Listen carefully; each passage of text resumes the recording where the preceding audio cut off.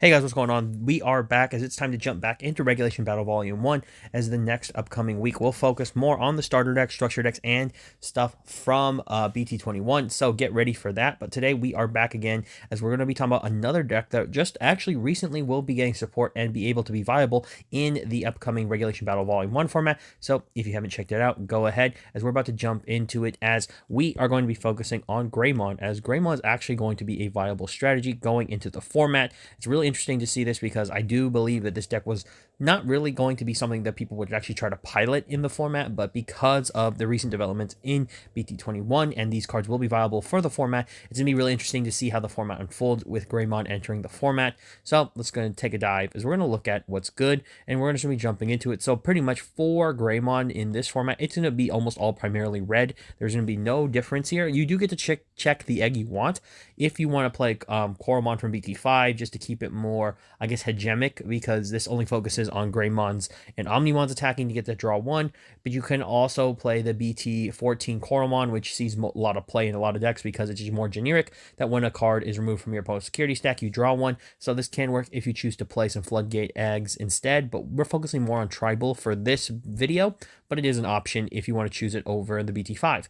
Jumping into the rookies, like I said, this is pretty much why we're doing it. All Agumon, all abilities to search, as we have first the BT5 Agumon. This one pops in pretty well here. The only problem is it will not be able to search for an Omnimon because there's no Omnimons in the format.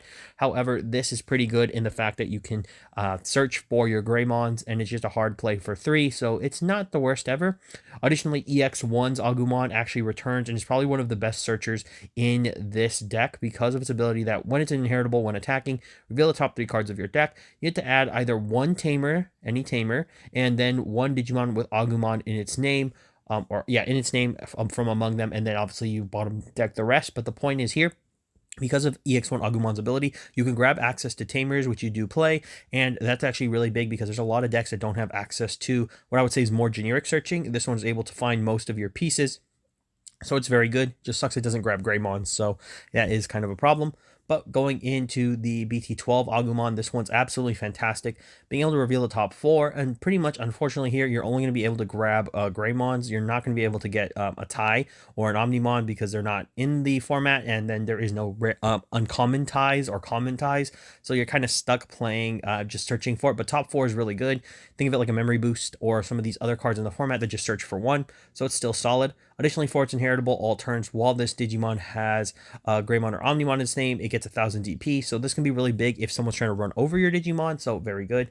And then finally, Agumon X is available in this format because it is an uncommon. But the key factor of Agumon X is that it will be able to search the top 3. You're only aiming to grab Greymon or X anybody if you so choose to play it.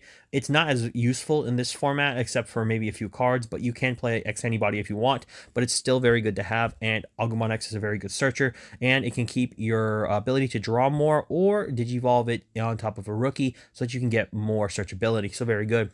Moving into the Greymons, this is interesting because you actually have a good mix. They're a lot different than some of the ones that are available. Like most Greymons are unfortunately not going to be in the uncommon to common slot. They're usually rares. So there's some that you would like to probably play, but you don't have access to them.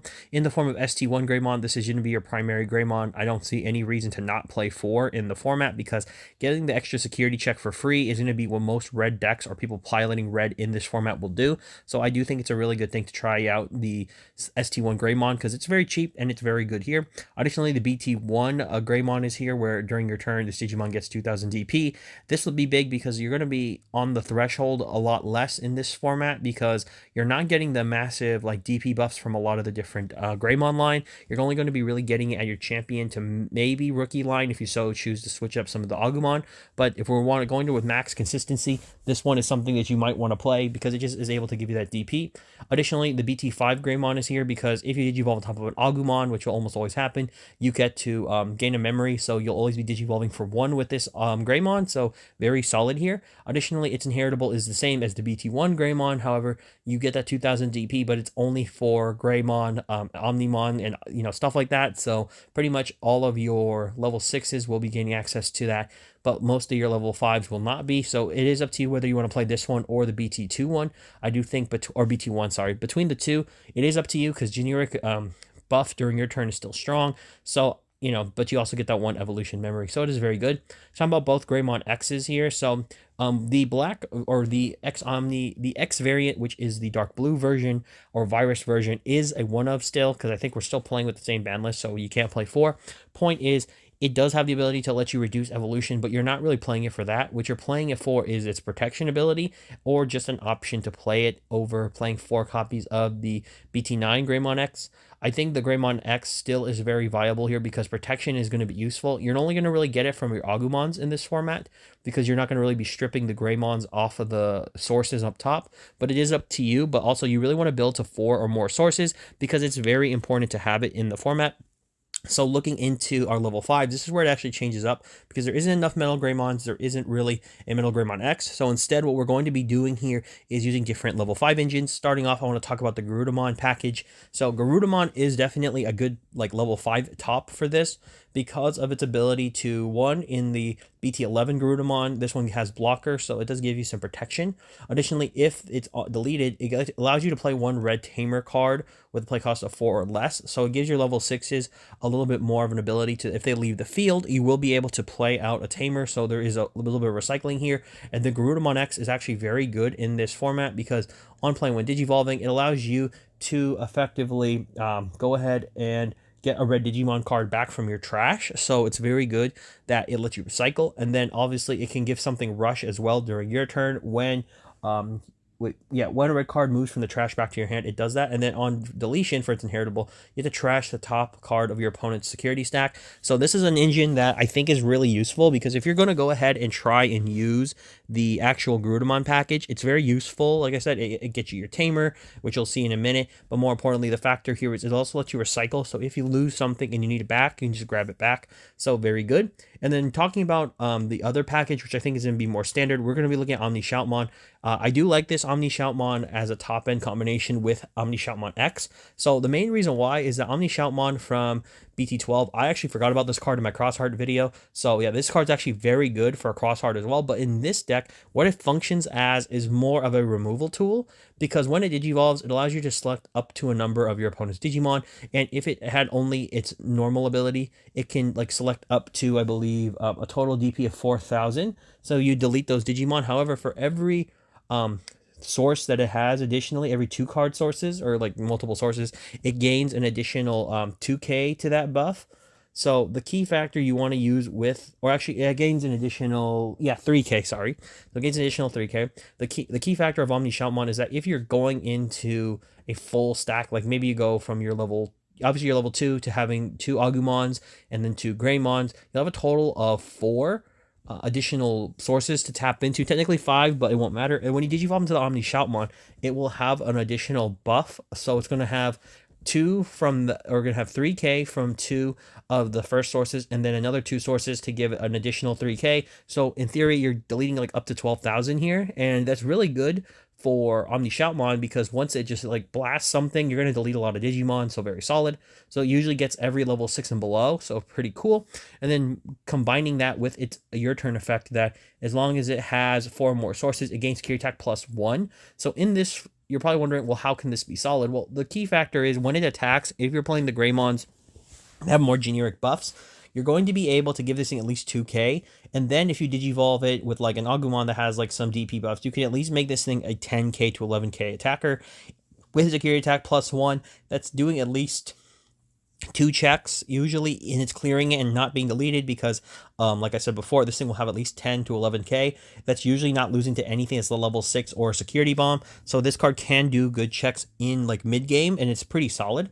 Additionally, its inheritable doesn't matter because you're never going into it, but combining that with the Omni Shoutmon X, this one is important in that what it really wants to do is that it's your way to win the game as well, because if for whatever reason you only are able to get to a level 4, this thing has Blitz when you Digivolve into it, so it can attack. So if you want to get your opponent for just finishing the game, this can do it. But more importantly, if it has Omni Shoutmon in its sources, it's able to attack unsuspended Digimon. So at first this seems a little bit unimportant if you're looking at it just for surface value. The reason this is huge is that this gives you the ability to clear the field without deleting Digimon. So if you have enough buffs, maybe you could run over a level 5 or maybe a level 6 if you can get to the threshold high enough and just run it over.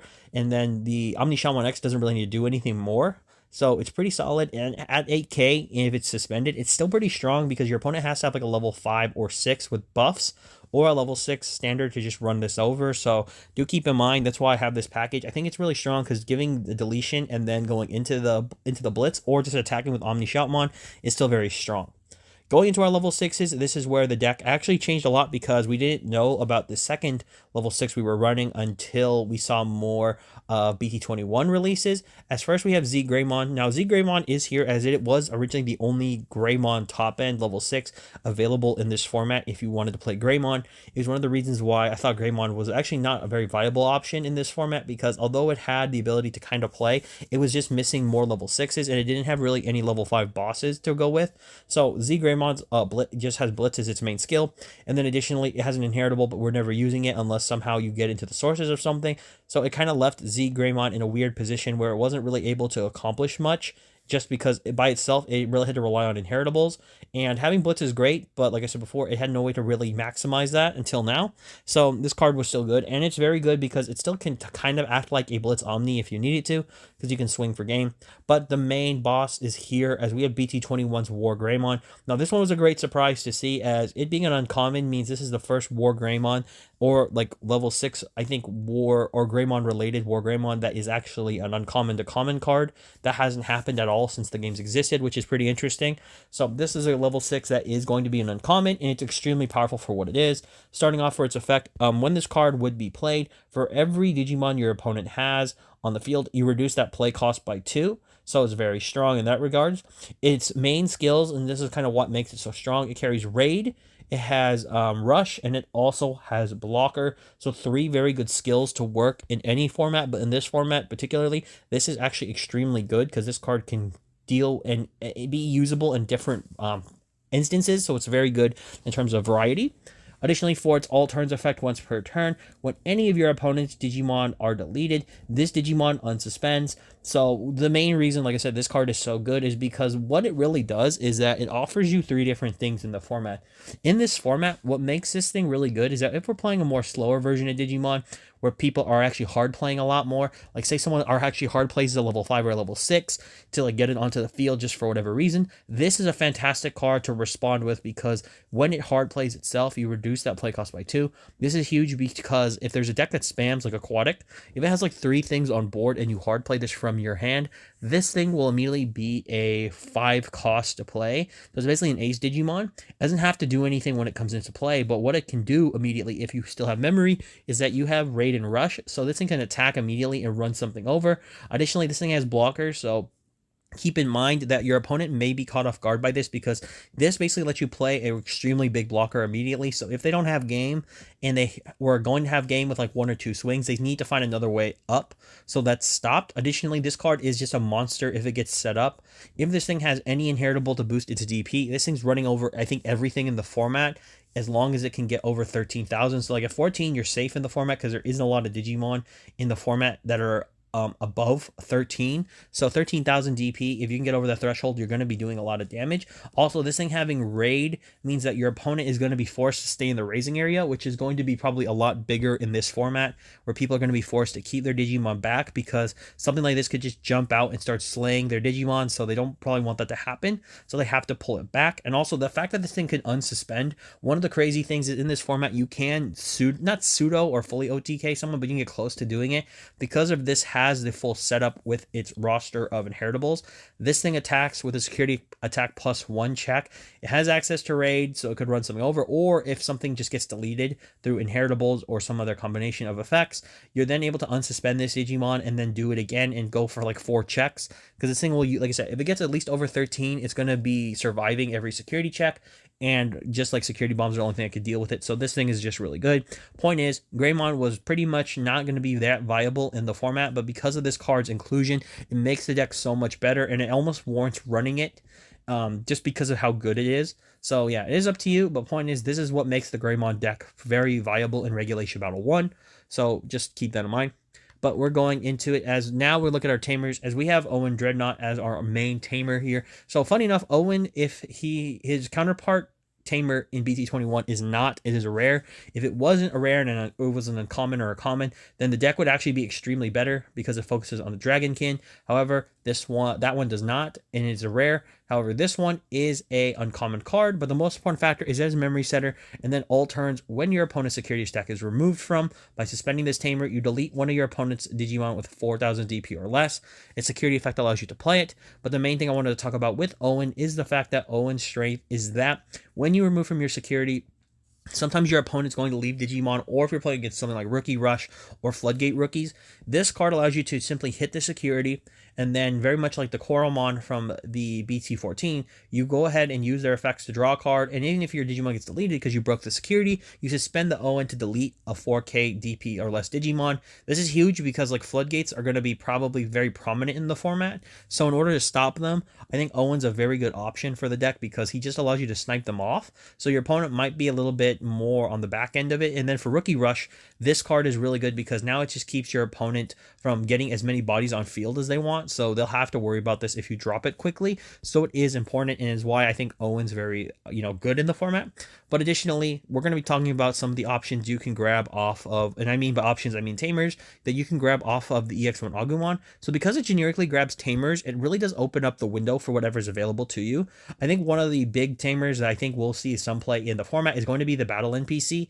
Now, the reason the Battle NPC will see play is that it is an additional play starter for many decks, but additionally, on top of that, it is a memory setter still, so no matter what you're doing with this card, it's solid. The only problem is it has, as in most decks, it's just not searchable. However, Agumon or the Greymon deck is one of the few decks that can search this card reliably because of EX1 Agumon. This card is a very searchable card because you can just grab any tamer, so it's very solid.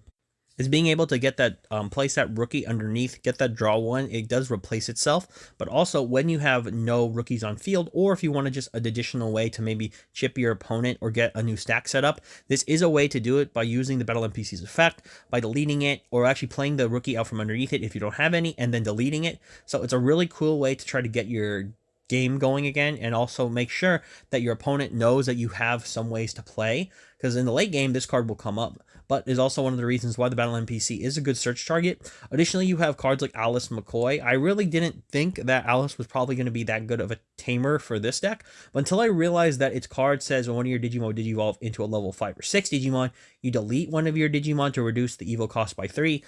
The main reason I want to read it out loud is that's actually pretty important for a 2-cost tamer, because what this allows you to do is that if you get at any point 2 stack setup, or like a rookie in a stack, the key factor is if you want to go to your level 6s without having to lose a lot of the resources investment into it to like pay memory, you use Alice's effect to delete the other like rookie you have on field. Maybe it was a searcher. In this deck it'll happen a lot, and then go ahead and digivolve up into like your level 6s or level 5s. So it's really important because this can get your War Greymon online quicker, and then allows you to really start punching damage. Additionally, Akiho Kurata, I really wanted to talk about this card because it's kind of funny, because I thought about what this deck's weakness would be in the format. It's kind of like the same thing most red decks are weak against. They just don't have the ability to draw enough. However, Kurata is really good because his effect at the end of the turn to draw one, trash one, I kept reading it to see if it was like specific to Belphemon, and it's not. So as long as you have access to Kurata and use his effect, you'll be able to pitch, draw at the end of the turn, or draw one, trash one. So the key factor here is that you get to reload your sources into the trash to try to like filter, but also you get to draw. So this card isn't that bad to run maybe a copy or two, especially in a slower format like this, where it's really good if you establish this early. The Kurata at the end of your turn gives you an extra draw to like just go ahead and filter trash. And like I said, combined with the Aquilomon engine, if you want to run, sorry, not Aquilomon, Garudamon. If you want to run the Garudamon engine, this is a way to get your trash loaded up so you can add cards back. So, like I said, there is different like ways to use it, but I think it's cool.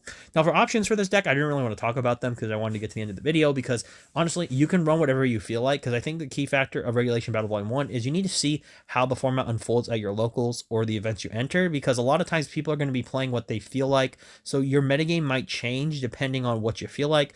Obviously, the only card I'll mention is Fireball. I didn't want to put a picture because drawing 2 is still good. You could run Era Dragons, but I think Fireball is better because it's removal as well as being able to draw 2, so very good.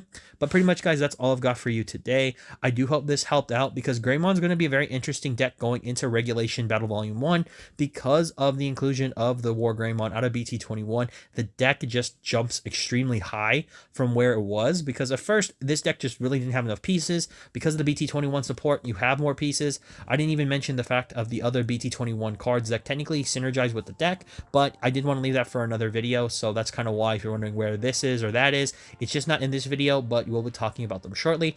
But as always, guys, this has been Brad from the Ad Army signing off, and for all of you out there, to sign on.